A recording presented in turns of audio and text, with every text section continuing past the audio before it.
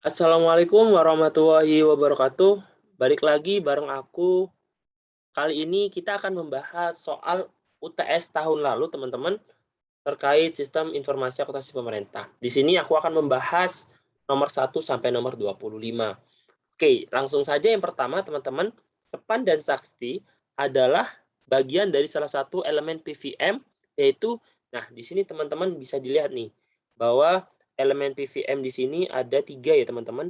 Yang pertama itu adalah, penguatan kapasitas kebijakan, nggak masuk ya, karena terkait sepan dan saktinya. Kemudian karena kalau kebijakan itu, lebih ke aturan, seperti itu teman-teman. Kemudian yang kedua itu adalah penguatan dan penyempurnaan tata kelola yang baik, tidak juga teman-teman. Nah, yang ketiga, modernisasi anggaran dan perbendaharaan. Ya, nah kenapa kok yang nomor 3 jawabannya? Karena memang dulu, pada saat sebelum adanya Sepan dan Sakti, kita masih secara manual nih teman-teman, mengintegrasikan ke satu aplikasi ke aplikasi yang lain, seperti itu. Nah, dengan adanya Sakti dan Span, seperti itu, maka terintegrasi, teman-teman. Sehingga jawabannya itu adalah yang yang nomor 1 itu adalah yang D, teman-teman. D ya. Oke, yang kedua adalah, manakah dari urutan berikut yang penting tepat mempresentasikan proses bisnis PVM di Indonesia? Semua ini adalah mencerminkan, tapi mana sih yang urutan yang terbenar gitu, yang paling benar, seperti itu, teman-teman. Nah, di sini aku, sudah, eee, dapat gitu kan. Acuannya itu adalah ini, teman-teman. Nah, oke. Di sini, kita lihat nih, bahwa urutan yang pertama itu adalah budget preparation. Ada nggak budget preparation di sini? Nggak ada, ya oke ya. Kemudian yang kedua adalah budget authorization management. Ada nggak? Ada nih, management of spending authority gitu kan. Nah, oke, kita masukkan nih yang nomor C gitu kan. Oke, 5 5, oke. Antara C dan D jawabannya nih. Tapi yang A, B salah nggak? Belum tentu kayak gitu, nanti kita cek juga. Tapi kita coba yang C dan D dulu. Kemudian ada commitment of fund gitu kan, kita cek di sini ada nggak? Ada nih, budget control dan commitment management. Oke, nomor 3 nih, betul ya, nomor C berarti. D salah berarti. Oke, kita eliminasi dulu. Kemudian lanjutnya adalah payment management dan receipt management. Oke, kita cek nih nomor 1 payment management, yang nomor 4 government receipt gitu kan, atau penerimaan, benar, benar juga gitu. Oke, kita masuk tetap nih, nomor C dari 5 3 1 4 masuk semua. Oke, yang terakhir itu adalah general ledger and reporting, ada nggak? Ada di nomor 7 nih, budget review dan fiscal reporting nih. Maka bisa jadi jawabannya C gitu kan. Oke, kita cek yang D dulu nih, D 5 1. Oke, 5 manajemen spending authority bener nih. Tapi nomor 1 langsung nih, payment management nih, langsung ke sini nih, langsung ke payment management, commitment of fund-nya nggak ada, gitu kan. Tapi di sini ada nih, commitment of fund di akhir, berarti nggak ada urutannya gitu kan, berarti yang nomor D salah juga. Oke, yang B itu 3 nih, budget control commitment, oke. Oke, masuk sini dulu nih, 3. Tapi 5 gitu kan, 5 itu manajemen spending authority gitu kan. Dari 3 ke 2, salah juga, nggak ada urutannya gitu kan. Nah, kemudian nomor A, 4, 6. Oke, 4 apa? 4 government reshape, kemudian 6 adalah cash management. Government reshape, cash management, oke masuk masih. Kemudian nomor 1 nih, payment management, masuk nggak? Oh, balik lagi nih ke nomor 4 gitu kan, nggak masuk. Maka jawabannya adalah yang C, teman-teman. Itu ya, C itu jawabannya. Oke, kita lanjut lagi ke nomor 3 sampai 8. Oke, yang pertama, oke nomor 3 adalah Satker mengakses aplikasi Sakti untuk membuat laporan keuangan dengan menggunakan laptop yang terhubung dengan internet. Hal tersebut mempresentasikan komponen siap. Nah, teman-teman harus pahami nih, ada 6 komponen siap. Oke, yang pertama itu adalah Sakti. Oke, mengakses aplikasi Sakti. Berarti aplikasi Sakti itu adalah software ya, teman-teman. Oke, clear software. Berarti jawaban A, C, D benar. Nah, kemudian menggunakan laptop yang terhubung dengan jaringan internet kayak gitu. Tuh, ya udah, berarti ja, eh, apa? Laptop itu adalah hardware gitu kan? Tapi jaringan internet ini masuk ke hardware? Enggak gitu. Maka jawabannya adalah yang C. Kenapa? Karena dia masuk ke infrastruktur. Di dalam infrastruktur itu ada hardware, ada peripheral seperti itu, ada jaringan seperti itu. Maka jawabannya itu adalah yang C, teman-teman. Oke, selanjutnya adalah nomor 4. Berikut ini contoh bagaimana siap yang baik kecuali gitu kan. Oke, kita cek bahwa aplikasi yang membuat Satker tidak perlu datang ke KPPN untuk melakukan rekonsiliasi. Ya, benar banget teman-teman gitu kan, mempermudah kita itu kan. Tapi yang B nih, aplikasi yang canggih dan hanya dioperasikan oleh pegawai muda gitu kan. Nah, ini salah nih teman-teman gitu kan, karena memang bisa jadi yang tua pun bisa untuk menggunakan seperti itu. Sehingga jawabannya itu adalah yang B, teman-teman.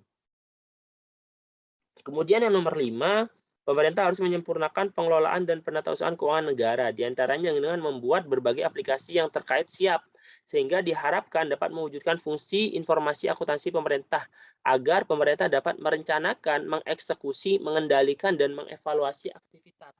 Maka di sini teman-teman, nah di sini ada fungsi ya teman-teman, fungsi siap itu, nah langsung aja nih, yang mana gitu kan, di sini dijelasin secara rinci nih, bahwa dengan merencanakan, mengeksekusi, mengendalikan, mengevaluasi sumber daya dan personil gitu kan. Jawabannya yang mana nih? Sama nih semuanya nih. Dan personil gitu. Jawabannya adalah yang A seperti itu.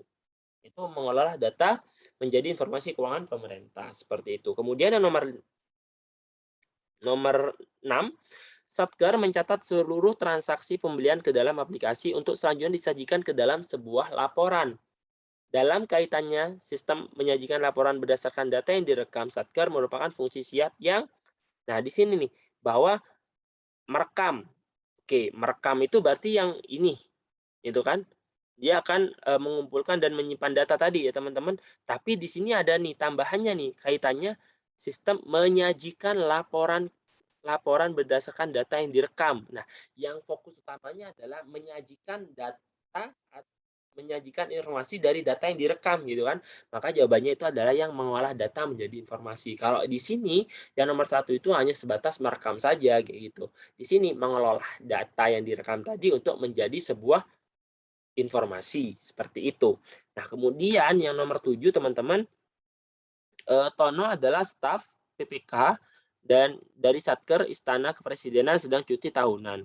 Terdapat pembelian yang harus segera dicatat BAST-nya ke dalam aplikasi Sakti, sehingga PPK menugaskan bendahara untuk melakukan pencatatan BAST tersebut.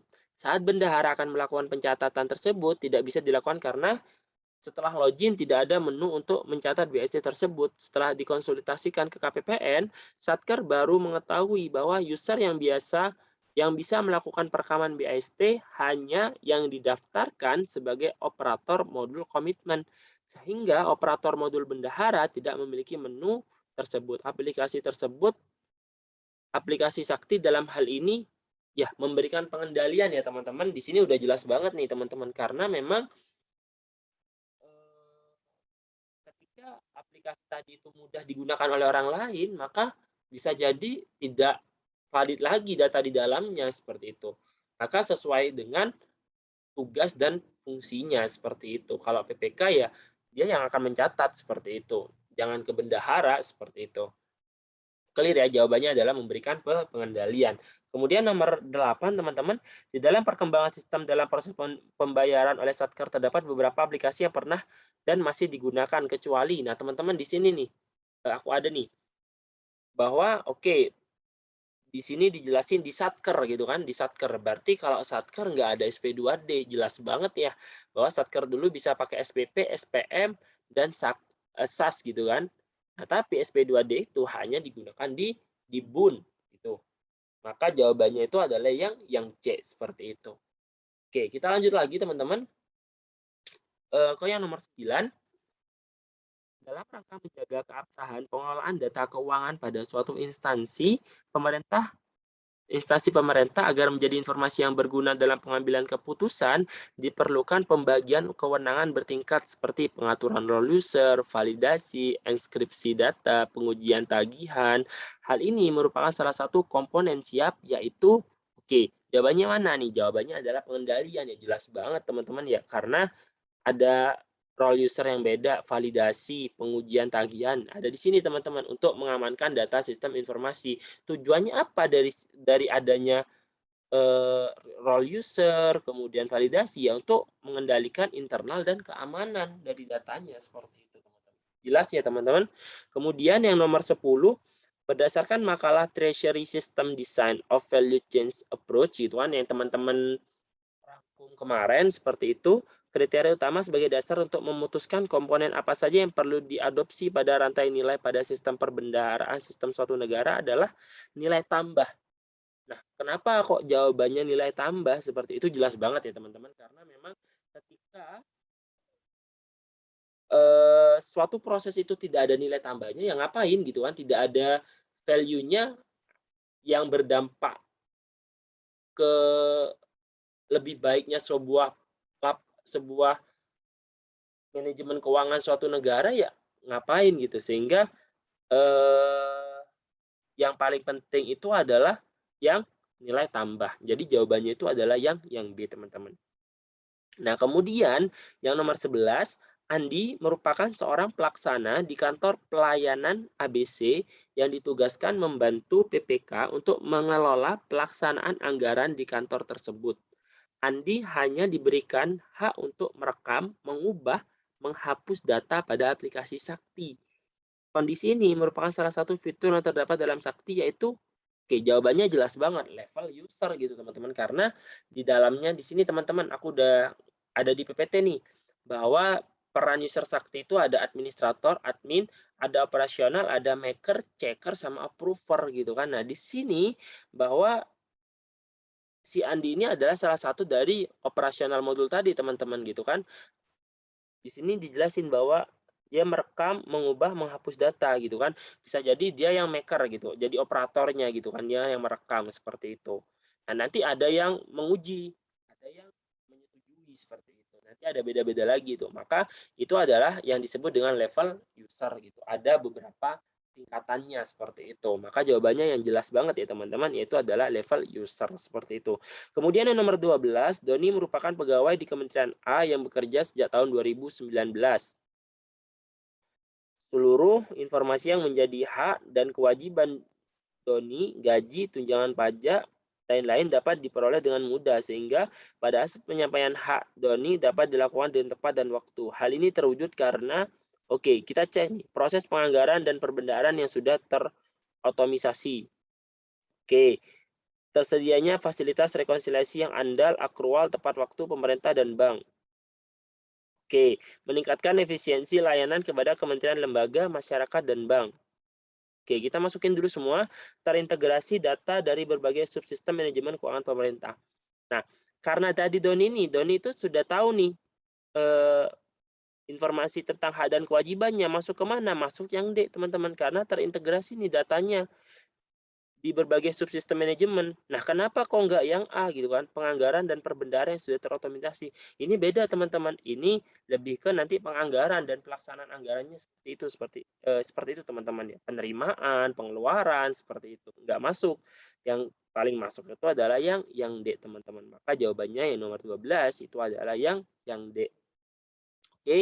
Nah, kemudian di sini nomor 13, atas hasil review laporan keuangan tahunan yang dilakukan oleh aparat pengawas internal pemerintah, kementerian atau API, terdapat transaksi yang harus dimasukkan dalam pembukuan hasil review disampaikan pada awal bulan Februari tahun 2001, di mana bulan Desember 2020 telah tutup buku. Hasil review tersebut akan dilakukan pada tanggal, jawabannya adalah yang B.